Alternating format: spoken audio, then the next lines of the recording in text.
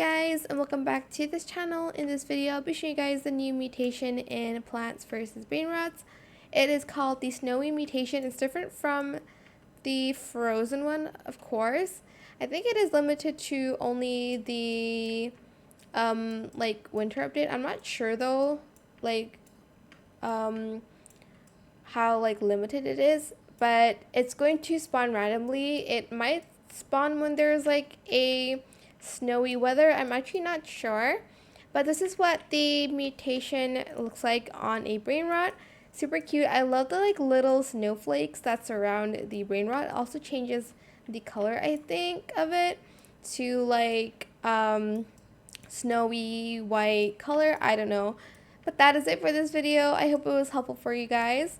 Don't forget to like, comment, share, and also subscribe to this channel if you haven't done that already. If you have any more questions about this video, just leave it in the comment section down below. I will try my best to answer them all for you guys. And if you found this video helpful, please click the thanks button as well. That is it. Thank you so much for watching. Bye.